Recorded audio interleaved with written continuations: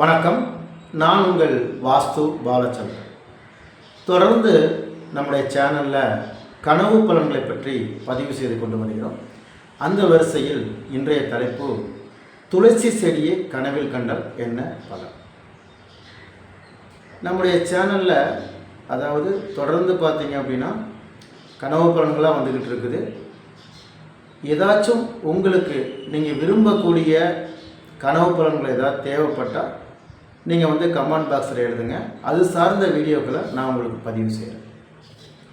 துளசி செடி கனவுல வர்றது ரொம்ப நல்ல கனவு தான், ஒன்றும் பயப்பட வேண்டாம்.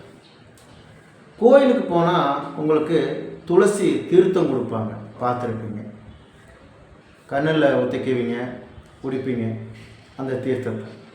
அந்த மாதிரி துளசி செடியை தீர்த்தத்தில் அந்த துளசி தீர்த்தம் கொடுக்கும்போது அது உங்களுக்கு நல்ல பலன்களை தரும். அன்றைய தினத்தில் நீங்கள் நினைத்த காரியங்கள் உங்களுக்கு வெற்றி கிடைக்கும். இந்த துளசி செடியை நீங்கள் கனவுல பார்க்குறீங்க, உங்கள் வீட்டு பக்கத்தில் இருக்கலாம், துளசி மாடத்தை நீங்கள் கனவுல காண்கலாம், எப்படி வேணாலும் இருக்கட்டும். அந்த மாதிரி காண்பதும் உங்களுக்கு நல்ல கனவு தான். நல்ல சிந்தனைகள் பிறக்கும் அந்த நாட்களில். அதாவது ஒரு குழப்பமான ஒரு சூழ்நிலை இருப்பீங்க, துளசி செடியை நீங்கள் கனவுல கண்ட தினம் ஒரு தெளிவான முடிவெடுக்கிற திறன் உங்களுக்கு ஏற்படும். துளசி செடியை பெருமாளுக்கு சூடுற மாதிரி ஒரு கனவு கண்டீங்க அப்படின்னா தொழிலில் வெற்றி, ப்ரொமோஷன், இந்த மாதிரி நல்ல செயல்கள் உங்கள் வாழ்க்கையில் நடக்கும்.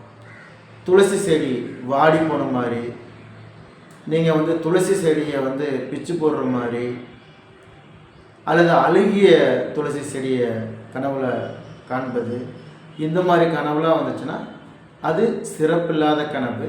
அன்றைய தினத்தில் சற்று கவனமாக இருக்க வேண்டும்.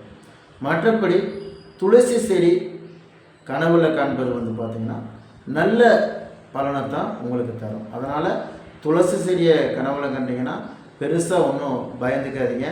சில பேர் ஃபோன் பண்ணுவாங்க, துளசி செடி அப்படின்னாவே உங்களுக்கு நல்ல கனவாக தான் 99% வரும். ஒரு சில பேருக்கு தான் அந்த மாதிரி வாடிய துளசி செடி, அந்த மாதிரி துளசி செடியை பிச்சு போடுற மாதிரி கனவுகள் இந்த மாதிரி வரும். அதனால் துளசி செடியை கனவுல காண்பது உங்களுக்கு நல்லது நடக்கக்கூடிய நாளாகத்தான் அன்றைய தினம் இருக்கும். நன்றி. வாழ்க வளமுடன்.